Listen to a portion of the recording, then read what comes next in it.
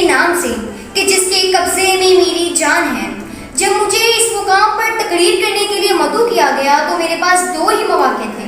پہلا یہ کہ میں یہاں پر جوشیلی تقریر کر کے آپ لوگوں کی داد سمیٹ کر گھر چلی جاتی، اور دوسرا یہ کہ آپ لوگوں کو اپنی غلطیوں پر نظر ثانی کرنے کی تلقین کرتی اور ہم اس ملک کی بہتری کے لیے کام کرتے۔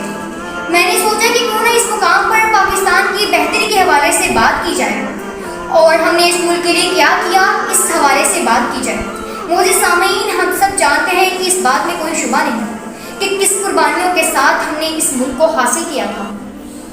لاکھوں جانوں کا نذرانہ پیش کیا گیا کہ جو بچے نیزوں پر اچھالے گئے تھے کہ وہ کنویں کے جہاں پر عورتوں نے اپنی عزت بچانے کے لیے جانیں قربان کر دی۔ لیکن سوال یہ ہے کہ ہم نے پاکستان کے لیے کیا کیا؟ اکثر یہ سننے کو ملتا ہے کہ ہم اپنی غلطیاں دوسروں پر یہ کہہ کر ڈال دیتے ہیں کہ ہماری ناکامی میں جو ہاتھ ہے وہ کسی تیسری قوت کا ہے۔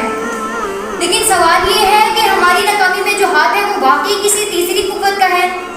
کیا اگر ہمارے گھروں کے باہر کچرا پایا جاتا ہے تو وہ ہم ڈالتے ہیں یا تیسرا ہاتھ ڈالتا ہے؟ کہ اگر سڑکوں پر ٹریفک قوانین توڑے جاتے ہیں تو وہ ہم توڑتے ہیں یا کوئی تیسری قوت؟ اگر ہمارے ہاتھوں سے گولیاں چلتی ہیں تو وہ ہم چلاتے ہیں یا تیسرا ہاتھ چلاتا ہے؟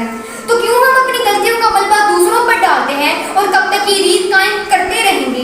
کب تک ہم اس سائے میں پلتے رہیں گے، ہمیشہ دوسروں پر یہ ملبہ ڈالتے رہیں گے؟ آج ہم نہیں چاہتے کہ اگر 1 سال بعد یہاں پر دوبارہ تقریر کا موقع ملے تو ہم صرف یہ کہہ سکیں کہ ہاں یہ وہ پاکستان ہے کہ جسے ہم نے بدامنی سے پاک کیا، دہشت گردی سے پاک کیا، ہم نے اس ملک میں انصاف قائم کیا۔ اور کیا ہم نہیں چاہتے کہ ہم اس ملک کا نام روشن کریں؟ تو اگر واقعی اس ملک کی بہتری چاہتے ہیں تو یہ ضروری ہے کہ ہم اپنا محاسبہ کریں اور اپنی غلطیوں پر نظر ثانی کریں۔ دلوں میں حب وطن ہے اگر تو ایک رہو، دلوں میں حب وطن ہے اگر تو ایک رہو، نکھارنا یہ چمن ہے اگر تو ایک رہو۔ محترم سامعین، یہ وہی قوم ہے کہ جس کے لیے 1938 میں قائد اعظم نے کلکتہ میں کہا تھا کہ مسلمان جھکنے کے لیے نہیں پیدا ہوا، اگر اسے جھکایا گیا تو یہ بابر بن جائے گا، یہ ٹیپو سلطان بن جائے گا، لیکن مر جائے گا، اغیار کی حکمرانی کو قبول نہیں کرے گا۔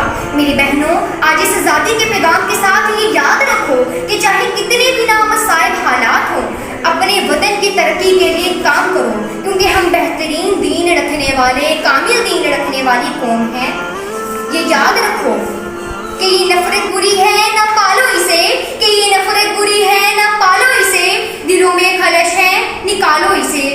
نہ سندھی، نہ بلوچی، نہ پنجابی، نہ پٹھان، نہ سندھی، نہ بلوچی، نہ پنجابی، نہ پٹھان، یہ سب کا وطن ہے، بچا لو اسے، یہ سب کا وطن ہے، بچا لو اسے۔ وطن کے جاں نثار ہیں، وطن کے کام آئیں گے، وطن کے جاں نثار ہیں، وطن کے کام آئیں گے، ہم اس زمین کو ایک روز آسمان بنائیں گے انشاءاللہ۔